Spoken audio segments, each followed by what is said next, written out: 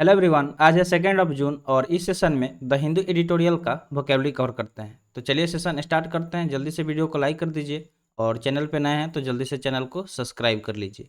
अगर आप किसी भी कॉम्पिटिटिव एग्जाम का तैयारी कर रहे हैं तो वीडियो अंत तक जरूर देखिएगा। वीडियो आपके लिए काफ़ी ज़्यादा इंपॉर्टेंट रहती है। तो चलिए शुरू करते हैं। जल्दी से नोटबुक और पेन लेके बैठ जाइए और जो भी वर्ड कवर कराया जाएगा और कुछ एक्स्ट्रा चीज़ें भी हम बताते हैं साथ में, तो उसे नोट भी करते रहिएगा। तो चलिए देखते हैं वर्ड। पहला वर्ड है कमिटेड, जो कि एक वर्ब की तरह काम कर रहा है। ठीक है, तो वर्ड के साथ साथ हम लोग क्या देखें, पार्ट्स ऑफ स्पीच भी, बिकॉज बहुत सारे एग्जाम है जिसमें डायरेक्टली पार्ट्स ऑफ स्पीच से क्वेश्चन बन जाते हैं।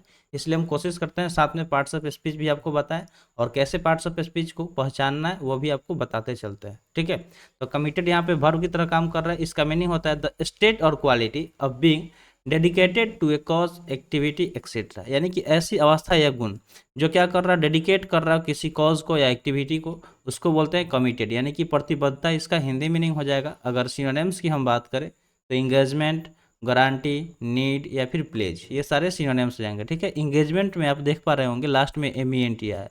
तो जब भी वर्ड के लास्ट में एम ई एन टी आए, वर्ड नाउन की तरह काम करता है, क्योंकि एम ई एन टी एक नाउन सफिक्स होता है। गारंटी, नीड, प्लेज, ये सारे क्या हो गए, सिनोनिम्स हो गए कमिटेड के, जिसका मीनिंग क्या होता है, प्रतिबद्धता होता है।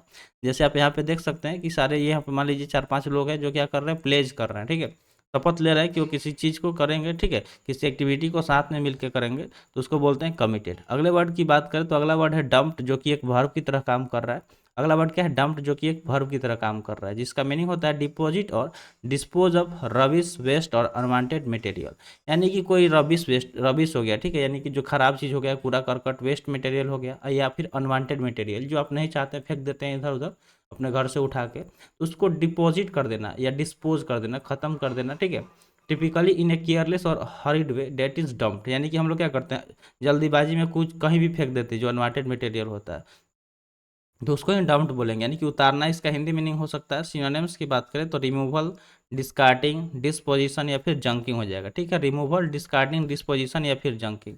जैसे आप देखते होंगे शहर में क्या होता है कि जो नगर निगम वाले होते हैं, कूड़ा करकट को आते हैं ट्रक से उठा के लेके चले जाते हैं। ठीक है, जो भी कूड़ा करकट होता है, जो अनवांटेड मटेरियल होता है, और उसको एक सेपरेट इलाके में लेके जाते हैं और वहाँ गिरा के उसको डिस्पोज किया जाता है। तो उसको हम लोग डंप्ड बोल सकते हैं। जैसे आप पिक्चर में देख पा रहे होंगे कि यहाँ पे डिस्पोज किया जा रहा है जो भी वेस्ट मटेरियल है। अगले वर्ड की बात करें तो अगला वर्ड है डिसीज्ड, जो कि एक नाउन की तरह काम कर रहा है। डिसीज एक नाउन की तरह काम कर रहा है, जिसका मीनिंग होता है the recently dead person in question, यानी कि मान लीजिए कि कोई क्वेश्चन किया गया, किसी चीज़ के बारे में जो डिस्कस हो रहा है वो हाल ही में डेथ कर गया। ठीक है, हाल ही में डेथ कर गया, उसको डिसीज बोलते हैं, यानी कि मृत। इसका हिंदी मीनिंग क्या हो जाएगा, मृत। जैसे मान लीजिए किसी का डेथ हो गया तो आप जाएंगे कहाँ, ब्लॉक में या तहसील ऑफिस जो भी होता है, वहाँ आप वहाँ पे गए और डेथ सर्टिफिकेट बनवाने के लिए बोले, तो वो किसके बारे में बात करेगा, जो डेथ किया है उसके बारे में, यानी कि जो मृत हो गया, जो मृतक है उसके बारे में बात होगा, तभी तो उसका सर्टिफिकेट बनेगा। तो समझ गए, इसीलिए उसको डिसीज बोलेंगे। सिनोनिम्स की बात करें तो डेड हो जाएगा, डिपार्टेड, एक्सपायर्ड या फिर गॉन, यानी कि जो डेड कर गया है, डिपार्टेड कर गया, एक्सपायर कर गया, या फिर गॉन यानी कि चला गया है छोड़ के सबको, उसको बोलते हैं डिसीज, यानी कि मृत। इसका हिंदी मीनिंग हो जाएगा। अब यहाँ पे पिक्चर में देख सकते हैं कि यहाँ पे किसका पिक्चर दिखाया गया, कब्र का। ठीक है, जो डेथ कर गया, जो उसका पिक्चर दिखाया गया, उसके बारे में बात हो रहा है। अगला वर्ड है साइलेंट। ये वर्ड कल भी आया था और आज भी रिपीट हो रहा है, तो काफ़ी इंपॉर्टेंट वर्ड है, इसे आप नोट भी कर लीजिएगा। अगर इसके मीनिंग की बात करें तो इसका मीनिंग होता है मेक ए कंसर्टेड और वायलेंट अटैक ऑन, यानी कि जो कंसर्टेड तरीके सोच समझ के हिंसात्मक हमला करता है उसको साइलेंट बोलते हैं, यानी कि हमलावर, जो हमला कर रहा है किसी पे हिंसात्मक तरीके से। सिनोनिम्स की बात करें तो बैस हो जाएगा, बिरेट हो जाएगा, ब्लास्ट या फिर क्रिटिसाइज, ये सारे सिनोनिम्स हो जाएंगे। बैस, बिरेट, ब्लास्ट या फिर क्रिटिसाइज सिनोनिम्स हो जाएंगे साइलेंट के। जैसे आप पिक्चर में देख सकते हैं, ये क्या कर रहा है, इसको हमला कर रहा है इस घोड़े वाले बंदे पे। ठीक है, ये क्या कर रहा है, हमला कर रहा है, अटैक कर रहा है। अगले वर्ड की बात करें तो अगला वर्ड है थ्रेटेंड, जो कि एक वर्ब की तरह काम कर रहा है। अगर इसके मीनिंग की बात करें तो इसका मीनिंग होता है statement of an intention to inflict pain, injury, damage or other hostile action on someone in retribution for something done or not done, यानी कि जो कोई स्टेटमेंट दे रहा है या फिर उसका कोई इरादा है ताकि किसी को पेन यानी कि चोट पहुंचा सके, उसको इंजरी कर दे, डैमेज कर दे उसको। ठीक है, या कोई भी हॉस्टाइल एक्शन, जो शत्रुता वाला जो भी मतलब काम होता है, जो मतलब दुश्मनी से कोई कुछ कर देना, उसको बोलते हैं थ्रेटन, यानी कि किसी को धमकी दे देना। मान लीजिए कि नहीं होता है कि आप कुछ नहीं किए या कुछ गलत हो गया आपसे, या कुछ कोई बोल रहा है नहीं कर रहा है, तो लोग धमकी देते हैं कि अगर तू ये नहीं किया तो तुझे जान से मार देंगे, ऐसा कर देंगे, वैसा कर देंगे, ठीक है। उसको बोलते हैं थ्रेटन, यानी कि धमकी देना, किसी को क्या कर देना, धमकी देना। जैसे आप देखते होंगे जब इलेक्शन का टाइम आता है तो बहुत आपस में लोगों में झगड़ा हो जाता है, कोई बोलता है अगर तुम वोट नहीं दोगे तो ये कर देंगे, वो कर देंगे, ठीक है। तो जो मतलब कि कोई किसी किसी से प्यार से ही वोट मांगा जाता है, और जो थोड़ा वीक होते हैं, कमज़ोर होते हैं, उन पे लोग क्या करते हैं, उनको धमकी दे के उनसे वोट ले लेते हैं। सिनोनिम्स की बात करें तो वार्निंग, अल्टीमेटम, कॉम्बिनेशन या फिर मिनेसेस, ये सारे सिनोनिम्स हो जाएंगे। वार्निंग हो गया, अल्टीमेटम हो गया, कॉम्बिनेशन हो गया या फिर मिनेसेस हो गया, ये सारे क्या हो गए, इसके सिनोनिम्स हो गए। तो चलिए बढ़ते हैं आगे। देखिए यहाँ पे होमवर्क का हम लोग बात करेंगे। तो सबसे पहले आप अपना गोल, यानी कि जिस भी एग्जाम का तैयारी करना चाहते हैं उसका नाम कमेंट सेक्शन में कमेंट कर दीजिए, फिर ठीक है। तो जल्दी से कमेंट सेक्शन में कमेंट कर दीजिए। फिर चलिए बात करते हैं होमवर्क के बारे में। तो होमवर्क में आपको यही बोलता है कि जो भी वर्ड आप यहाँ पे सीख रहे हैं उससे कोशिश कीजिए सेंटेंस बनाने का, ठीक है। सेंटेंस बना के आपको उससे कमेंट सेक्शन में कमेंट करना है। अगर आप इतना काम करेंगे तो आपको वर्ड 100% याद हो जाएगा, ठीक है। और फिर भी अगर आपसे सेंटेंस नहीं बन पा रहा है तो आप सिर्फ वर्ड, जो मान लीजिए कि इंग्लिश वर्ड लिख लिए और उसका इधर हिंदी मीनिंग, और इसको टाइप कर दीजिए, ठीक है। इसको बस टाइप कर दीजिए कमेंट सेक्शन में, इससे आपको जल्दी से वर्ड याद हो जाएगा। तो इतना काम आप जरूर कीजिए अगर आप सिंसियर हैं अपने गोल को लेके। बढ़ते हैं आगे। अगला वर्ड है स्पॉट। स्पॉट की बात करें तो एक एडजेक्टिव है जिसका मीनिंग होता है टू इनकरेज एन एक्टिविटी और development to make it happen faster. यानी कि मान लीजिए कोई चीज़ जो हो रहा है, ठीक है, कोई क्रियाकलाप हो रहा है या फिर कहीं कोई डेवलपमेंट का काम हो रहा है, तो उसमें इनकरेज कर देना ताकि उसे जल्दी किया जा सके। जैसे आप देखते होंगे कि मान लीजिए कि कोई एक ब्रिज बन रहा है, ठीक है, कोई एक ब्रिज बन रहा है, तो गवर्नमेंट इनाम रख देती है कि अगर मान लीजिए उसका टारगेट था 5 ईयर, ठीक है, टारगेट था 5 ईयर, गवर्नमेंट बोल देगी अगर वो जो कॉन्ट्रैक्टर है उसको कि अगर तुम 3 साल में कर दोगे तो तुम्हें 2 लाख एक्स्ट्रा मिलेंगे, ठीक है। मान लीजिए ऐसे एग्जाम्पल के तौर पे 2 लाख तो लोगों के लिए बहुत छोटी रकम होती है।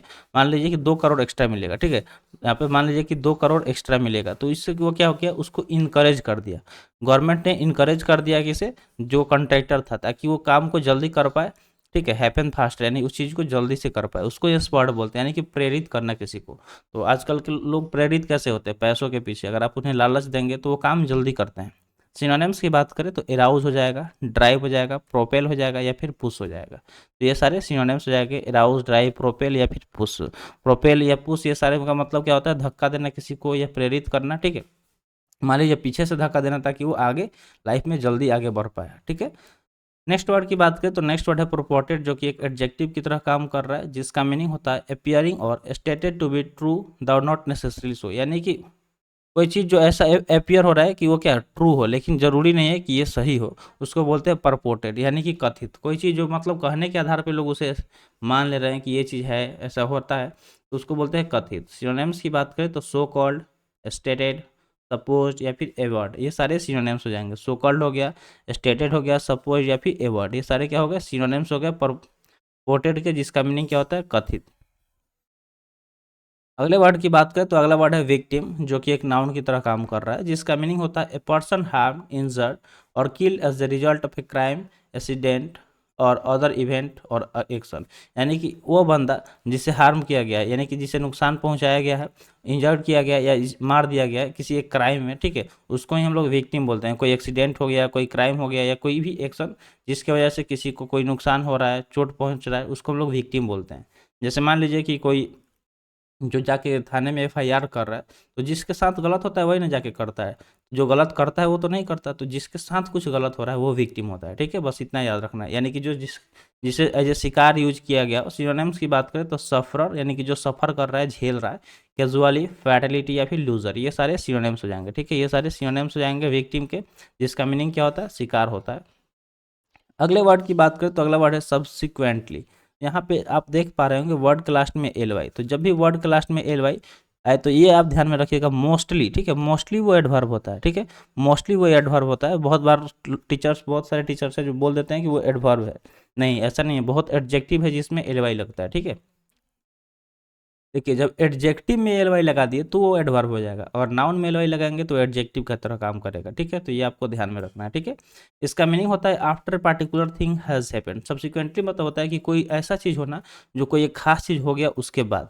जैसे मान लीजिए कि एग्जाम्पल आपको दे रहे हैं, एकदम सटीक एग्जाम्पल, जब हमारा देश आज़ाद हुआ 1947 में, तो उसके बाद ही तो हमारे देश में संविधान लगा, ठीक है। तो वो कब आया, 1950 में। तो ये चीज़ क्या हुआ कि जब अगर हमारा देश आज़ाद नहीं होता तो हमारा देश में गणतंत्र लगता कैसे? तो पहले स्वतंत्रता मिली, जस्ट उसके बाद क्या हुआ कि हमें गणतंत्रता मिली। तो वही यहाँ पे बताया गया कि कोई चीज़ जो किसी एक खास चीज़ के होने के बाद होता है, जैसे मान लीजिए कि शादी होता है, तो शादी कब होता है? पहले तिलक होगा तब तो बारात आएगा, तो इसलिए सब्सिक्वेंटली उसको बोलते हैं कि जब कोई एक खास चीज़ हो जाए उसके बाद दूसरा चीज़ होता है, तो तत्पश्चात इसका हिंदी मीनिंग हो जाएगा। सिनोनिम्स की बात करें तो आफ्टरवर्ड हो गया, फाइनली हो गया, लेटर हो गया या फिर आफ्टर हो गया, ये सारे सिनोनिम्स जाएंगे। ठीक है, आफ्टरवर्ड, फाइनली, लेटर या फिर आफ्टर, ये सारे सिनोनिम्स जाएंगे। अगले वर्ड की बात करें तो अगला वर्ड है एडमोनिस्ट, जो कि एक वर्ब की तरह काम कर रहा है। ठीक है, एडमोनिस्ट यहाँ पे वर्ब की तरह काम कर रहा है।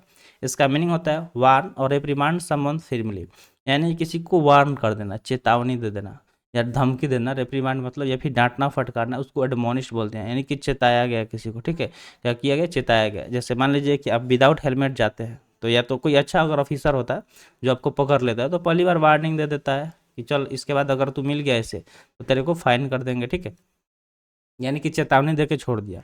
और दूसरी बार जैसे ही पकड़ते हैं वो क्या कर देता है? सीधे आप पे चालान काट देता है। सिनोनिम्स की अगर हम बात करें तो एडवाइस हो जाएगा, विरेट हो गया, सेंसियोर हो गया, फिर चाइड हो गया। ठीक है, किसी मतलब कोई जो एडवाइस दे रहा है, सलाह दे रहा है, विरेट, सेंसियोर या फिर चाइड, उसको बोलते हैं चेताया गया, वार्न दे दिया गया, या फिर रिप्रीमेंड, गुस्सा करना और गुस्सा करके छोड़ देना, इसको एडमोनिस्ट बोलते हैं। तो आई होप आपको समझ में आ गया होगा। तो आज के लिए इतना ही। अब चलिए अनअकैडमी के बारे में बात कर लेते हैं, जो कि एक काफ़ी अच्छा प्लेटफॉर्म है। अगर आप किसी भी कॉम्पिटिटिव एग्जाम का तैयारी करना चाहते हैं तो आप इस प्लेटफॉर्म के थ्रू इजीली तैयारी कर सकते हैं सिस्टमेटिक वे में, क्योंकि यहाँ पे एक्सपीरियंस टीचर हैं जिनके गाइडशिप में आप अच्छे से तैयारी कर सकते हैं। तो अगर आप इसका सब्सक्रिप्शन लेना चाहते हैं तो आप अपना गोल सिलेक्ट कर लीजिए, फिर वहाँ से ड्यूरेशन की कितने साल के लिए, कितने महीनों के लिए आप लेना चाहते हैं। ठीक है, और उसके बाद वहाँ से आपको रेफरल कोड पूछा जाता है कि अगर आपके पास रेफरल कोड अगर होता है तो आपको वहाँ पे मैक्सिमम डिस्काउंट मिल जाता है। ठीक है, तो आप ये वाला रेफरल कोड प्लस FP175 का यूज़ कीजिए, ये इससे आपको मैक्सिमम डिस्काउंट मिल जाएगा। तो अगर आप लेना चाहते हैं तो जाके जल्दी से ले लीजिएगा। तो आज के लिए इतना ही। आज का सेशन यहीं पर समाप्त हुआ। सेशन कैसा लगा कमेंट सेक्शन में ज़रूर बताइएगा। तो मिलते हैं फिर अगले वीडियो में। Thanks for watching. जय हिंद।